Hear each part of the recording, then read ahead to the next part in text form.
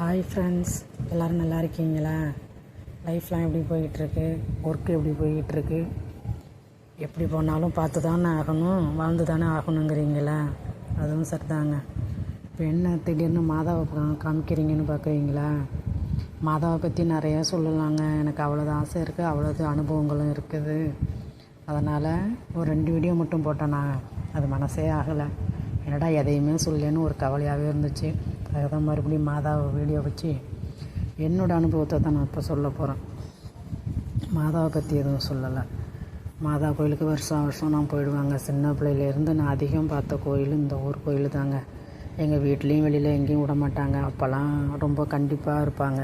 வெளியில் பொம்பளை பிள்ளைங்கள்லாம் விடக்கூடாதுங்கிற மாதிரி ஒரு சூழ்நிலை. இப்போ தான் எங்கேயும் எல்லோரும் விடுறாங்களே. அப்போ அப்படிலாம் கிடையாதுங்க. பெரிய பிள்ளை ஆகிட்டாலே எங்கேயும் வெளியில் விட மாட்டாங்க. அது எங்கள் குடும்பம்லாம் ரொம்ப கட்டுப்பாடான குடும்பம், விடவே மாட்டாங்க சுத்தமாக. அதனால் ரொம்ப நம்ம கவலைப்படுவேன். திருவிழாவுக்கு போகலன்னாக்க திருவிழாவுக்கு போயிட்டு வர்றவங்களையாவது வேடிக்கை பார்க்கணுன்னு திருநீலெல்லாம் வந்து உட்காந்த காலம்லாம் உண்டுங்க. அந்த அளவுக்கு எனக்கு இந்த மாதாவை என்னன்னு தெரில, அந்த அளவுக்கு பிடிக்கும். எங்கள் ஊருக்கு பக்கத்தில் இருக்கிற பெரிய திருவிழாவும் இது ஒன்று தாங்க. இப்போ எந்த இது எங்கெங்கே நடக்குது. ஆனால் அப்போதைக்கு இந்த ஒரு திருவிழா தாங்க எங்கள் ஊருக்கு பெரிய திருவிழா, சித்திரை மாதத்தில். அதனால் வருஷம் வருஷம் நாங்கள் திருவிழாவுக்கு போயிடுவோம். சின்ன பிள்ளையில் நடந்தது தான் இப்போ நான் சொல்ல போகிறேன். ஒரு 10 வயசுக்குள்ளே இருக்கும் எனக்கு. இப்போ பிள்ளைங்களோடலாம் போவோம். போய் பொம்மை பூ போடுறத பார்த்துட்டு தான் வரணும்னு ஜாலியாக எல்லோரும் ஓடுவோம். அங்கே போய் எங்களுக்கு ரொம்ப பிடிச்ச ஒரே ஒரு ஃபுட்டு இருக்குங்க, பாயாசம். அப்போ பாயாசம் தாங்க எங்களுக்கு ஃபேமஸ். அது அந்த பாயாசத்தை வாங்கி ஆளுக்கு ஒரு கிளாஸ் குடிப்போங்க.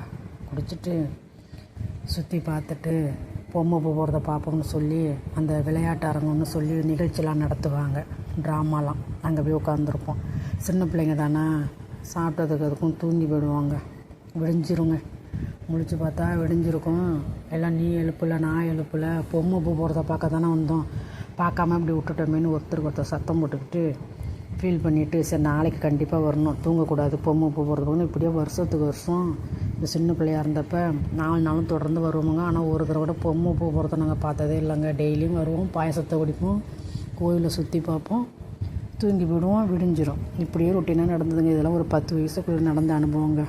அது மாதிரி நிறையா இருக்குதுங்க. மாதாவை பற்றி சொல்லணும்னா நிறைய நகைச்சுவான நிகழ்ச்சிலாம் நிறையா இருக்குது, பிள்ளைங்களோட போன அனுபவங்கள்லாம். அதனால் அந்த சின்ன பிள்ளையிலேருந்து அதிகம் நான் கோயிலுக்கு போனது எலாக்குச்சி மாதா கோயிலும் தஞ்சாவூர் மாவட்டத்தில் இருக்கிற மணலூர் மாரியம்மன் கோயில். இது 2 தாங்க எங்களுக்கு சித்திரை மாதத்துக்கான பெரிய திருவிழாவே. எங்களுக்கு இதுவே பெரிய சாதனையாக இருக்கும். இந்த திருவிழா போய் பார்த்துட்டு வந்துட்டாலே எங்களுக்கு பெருமை. ஒரு வருஷத்துக்கு இதையே பற்றி பேசுவாங்க. அடுத்த பதில் இன்னொரு சுவாரஸ்யமான விஷயத்த சொல்கிறேன். நன்றி, பாய், வணக்கம்.